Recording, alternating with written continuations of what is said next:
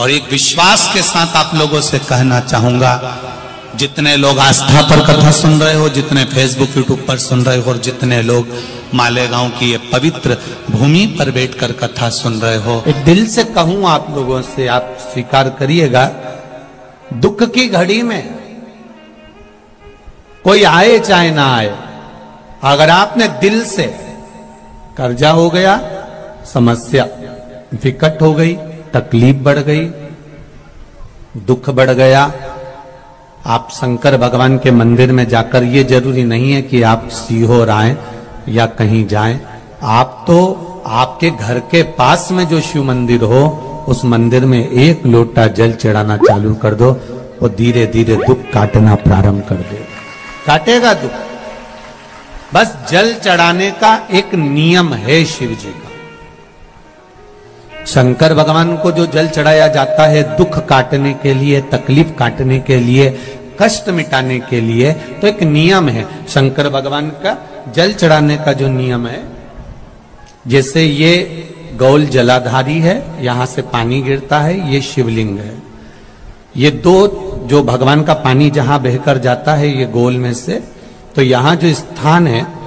ये सीधे भाग पर गणेश जी विराजमान है, लेफ्ट भाग में कार्तिकेय जी है, बीच में एक मोटी सी लाइन होती है जहां सुख सुंदरी है, ऊपर से जो बूंद बूंद पानी गिर रहा है वो शंकर भगवान की 5 लड़कियां हैं, जया, विषहरा, शामलीबारी, दौतली और देव।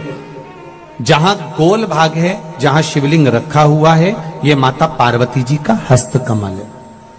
जिसको पीठिका कहते हैं। महाराज, जल चढ़ाने का नियम है, जब हमारे ऊपर दुख होता है, तकलीफ होती है, कष्ट होता है, बड़ी दिक्कत परेशानी होती है, तो हम जल चढ़ाते हैं। तो उस जल को चढ़ाने का नियम है, पहले गणेश जी का स्थान, कार्तिकेय का स्थान, अशोक सुंदरी की जगह, फिर माता पार्वती की पीठिका, उसके बाद जलाधारी को स्मरण कर कर जल धीरे धीरे शंकर भगवान पर छोड़ा जाता है। जब धीरे धीरे शिव जी पर जल चढ़ाएं, उसके बाद में आप अपने मन की कामना जब जल चढ़ाते जाएं और बाबा से कहते जाएं, बाबा, रोज कामना कहने की जरूरत नहीं है, एक बार आप कामना करो और उसके बाद जल चढ़ाना प्रारंभ करो, और उसको कहना जरूर, तेरे दरबार से कोई खाली नहीं गया मेरे शंभू, मैं नहीं जानती, मैं तो इतना जानती हूं कि कंकर शंकर है और तू सुनता जरूर है। ब्रह्मा ब्रह्म लोक में है, भगवान विष्णु वैकुंठ लोक में है, पर मृत्यु लोक में मेरा देव अधिदेव महादेव है, मेरी सुनेगा जरूर। और बाबा से विनय कर कर आप आइए। जल चढ़ाने का नियम, अगर दुख है, तकलीफ है, कष्ट है तो ऐसे चढ़ा दो, और अगर मन कर रहा है डायरेक्ट शिव जी पे चढ़ाना हो तो तुम्हारी मर्जी, उसमें कोई मना नहीं। शिव तत्व किसको कहते हैं? शंकर का गुणगान, शिव का स्मरण, भगवान शंकर का मंत्र जाप किसको कहते हैं? ये वही समझ सकता है जिसके भीतर शिव समाया होगा। और एक विश्वास के साथ आप लोगों से कहना चाहूंगा, जितने लोग आस्था पर कथा सुन रहे हो, जितने फेसबुक यूट्यूब पर सुन रहे हो, और जितने लोग मालेगांव की ये पवित्र भूमि पर बैठकर कथा सुन रहे हो, आप दिल से उसकी कथा सुनना। इस वाणी का, इस व्यासपीठ का एक शब्द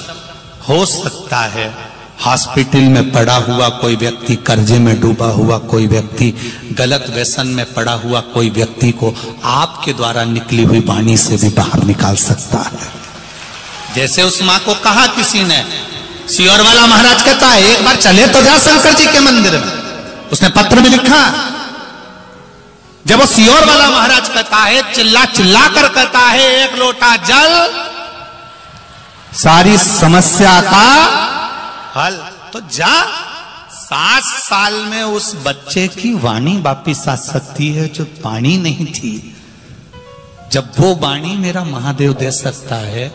वो देखो उस माँ के चेहरे की खुशी, उस माँ के चेहरे की रौनकता, जिसका बेटा 7 साल बाद बोला हो, उसका आनंद देखिए कि कितना होगा,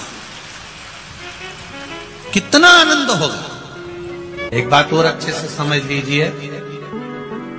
जो बच्चे चिड़चिड़े होते हैं, चाहे घर में बेटे हों, बहुएं हों, सास हो, ससुर हो, परिवार में छोटे छोटे बच्चे हों, चिड़चिड़ प्रवृत्ति करते हो या चिड़चिड़ा स्वभाव हो, जरा जरा सी बात में क्रोध आ जाता हो, बोलने का भान नहीं रह पाता हो, शब्दों के बाण चलते हो, तो महाराज प्रदोष के दिन, प्रदोष काल में बेलपत्री के पेड़ के नीचे एक जो पत्ता आपके पास में हो, पान का मिल जाए तो पान का, पीपल का मिल जाए तो पीपल का, बेलपत्र का मिल जाए तो बेलपत्र का, उस पत्ते पर मात्र थोड़ा सा शहद और 7 दाने चावल के रखकर घी का दिया लगा दो महाराज, और थोड़ा सा जल हाथ की अंजलि में लेकर भगवान देवाधिदेव महादेव का स्मरण कर कि इस बेलपत्री के वृक्ष के नीचे माता लक्ष्मी, पार्वती, सरस्वती विराजमान है। इसी बेलपत्री के पेड़ के नीचे मेरे देवाधिदेव महादेव का 12 ज्योतिर्लिंग का स्वरूप प्रकट है। उनका स्मरण कर जल चढ़ा दीजिए और उसका स्मरण कर लो जो चिड़चिड़ प्रवृत्ति करता, क्रोध करता, जिसको बोलने का भान नहीं होता हो, सम्मान नहीं देता हो, अपशब्द कहते, उनका स्मरण कर आप छोड़ेंगे। एकदम एक प्रदोष करेंगे, दूसरे प्रदोष तक तो आपको कोई दिक्कत ही नहीं। 2-3 प्रदोष कर देखिए, बाबा कृपा करें। 3 जगह पर अगर कोई बीमारी ऐसी हो गई कि वो समाप्त नहीं हो रही, बड़ी बड़ी तकलीफ, मतलब एक बार दवाई अगर चालू हो गई तो दवाई बंद ही नहीं हो रही है, तो उसके लिए आपको 3 जगह पर जल चढ़ाना प्रारंभ कर दो। मात्र 1 हफ्ते से ज्यादा चढ़ाना भी नहीं पड़ेगा। जैसे 1 हफ्ते आप टेबलेट लेते हो, गोली लेते हो, 1 हफ्ते चढ़ाना प्रारंभ कर दो। सबसे पहले बेलपत्री के पेड़ के नीचे क्या करना है, जल का पात्र लेना है, उसमें 2 दाने चावल के डालना, 2 दाने अक्षत के डालिए। पहले बेलपत्री के पेड़ के नीचे जाओ, वहां जल चढ़ाओ, फिर जाइए पीपल के वृक्ष के नीचे, वहां जल चढ़ाइए, आखिरी में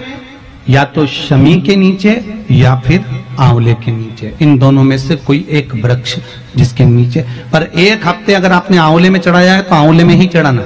शमी में चढ़ाया है तो शमी में चढ़ाना, ये बदल के मत चढ़ाना कि आज मैं शमी में चढ़ा देती हूँ कल आंवले में चढ़ा दूंगी, ऐसा नहीं। शंकर भगवान पे चढ़ा हुआ जल जो बहकर जाता है उसको 3 जगह पर जरूर लगाना चाहिए। ध्यान से सुनिएगा। 9 ग्रह जो शरीर पर राहु, केतु, मंगल, बुध, शनि परेशान करते हैं, उसकी समाप्ति के लिए शिव पर चढ़ा हुआ जल नैनों पर, कंठ पर, मस्तिष्क पर, 3 जगह पर, जिसके प्रतिदिन शिव पर चढ़ा हुआ जल लगता है उसको कभी 9 ग्रह परेशान नहीं कर सकते। शंकर की कृपा बरसती है, शंकर की करुणा बरसती है।